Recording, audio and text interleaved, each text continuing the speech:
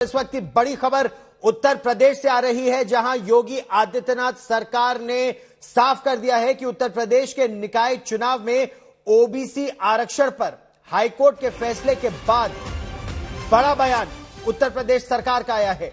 मुख्यमंत्री योगी आदित्यनाथ ने ट्वीट कर कहा है, पहले ओबीसी आरक्षण देंगे, उसके बाद ही निकाय चुनाव होंगे, क्योंकि इससे पहले उत्तर प्रदेश निकाय चुनाव में ओबीसी आरक्षण को अदालत ने निरस्त कर दिया था। इलाहाबाद हाईकोर्ट की लखनऊ बेंच ने उत्तर प्रदेश सरकार को एक तरह से झटका देते हुए नगर निकाय चुनाव के लिए जारी ओबीसी आरक्षण के नोटिफिकेशन को रद्द कर दिया था।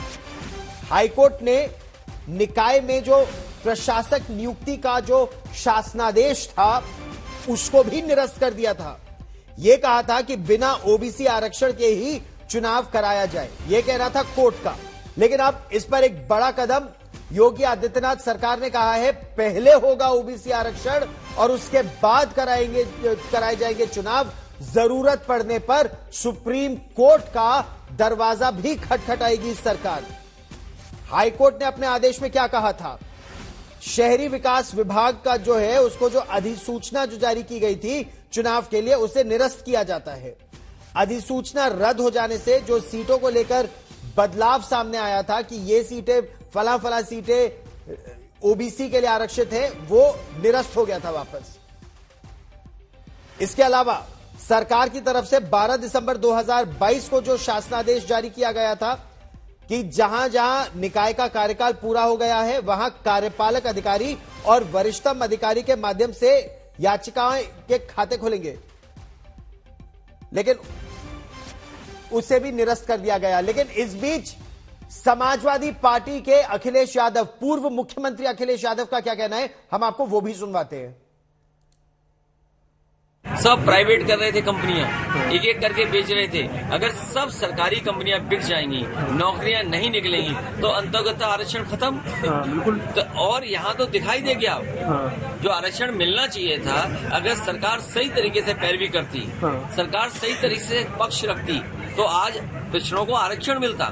और जनगणना की बात कोई पहली नहीं हुई है बात। आप याद कीजिए, जिस समय जाति जनगणना की बात हुई, समाजवादी पार्टी इस पक्ष में रही कि सभी जातियों की जनगणना की जाए। लेकिन आखिरकार भारतीय जनता पार्टी को कौन रोकता है कि जनगणना ना करे? बिल्कुल, क्योंकि जनगणना करने से हर जाति को अपनी आबादी की जानकारी हो जाएगी। भारतीय जनता पार्टी कभी नहीं चाहेगी कि हर व्यक्ति अपने जाति के हिसाब से जानकारी कर ले कि वो आबादी में किस संख्या में है। केशव जी, आज हाईकोर्ट ने एक फैसला दिया है जिसमें ये कहा है कि जो उत्तर प्रदेश के निकाय चुनाव होने हैं उसमें ओबीसी का आरक्षण जो है वो खत्म किया जाना चाहिए। इस पूरे फैसले को आप किस तरीके से देखते हैं? देखिए, हमारे जो सरकार के अधिवक्तागण हैं वह माननीय न्यायालय के द्वारा दिए गए आदेश की प्रति के साथ सरकार के वरिष्ठ अधिकारियों की उपस्थिति में बैठक करने के बाद पूरे आदेश का विस्तृत अध्ययन करके इस पर निर्णय लिया जाएगा। लेकिन एक बात मैं स्पष्ट करूंगा कि अन्य पिछड़ा वर्ग का जो आरक्षण है वो हम दे करके चुनाव समय से कराना चाहते थे, लेकिन समाजवादी पार्टी उसमें बाधा डालना चाहती थी। लेकिन जो भी आदेश आया है उसका अध्ययन करके और उसके बाद के निर्णय से हम आपको अवगत कराएंगे।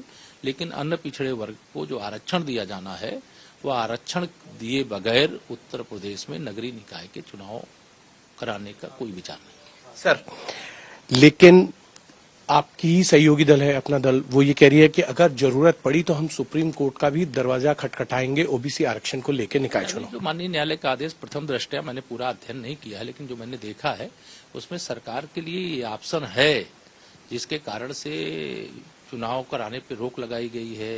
अन्य पिछड़े वर्ग के आरक्षण को रोक करके उसे निरस्त करके चुनाव कराने की बात कही गई है। उसी में ये भी कहा गया है कि सरकार अन्य पिछड़े वर्ग के आरक्षण की जो प्रक्रिया है उसको पूरी करने के बाद भी चुनाव करा सकती है। तो तीनों विकल्प जो मुझे प्रथम दृष्टया ध्यान में आए, फिर भी हम विधि विशेषज्ञों से सलाह करके, परामर्श करके और इस पे जो भी निर्णय होगा वह निर्णय होने के बाद आपको अवगत कराएंगे।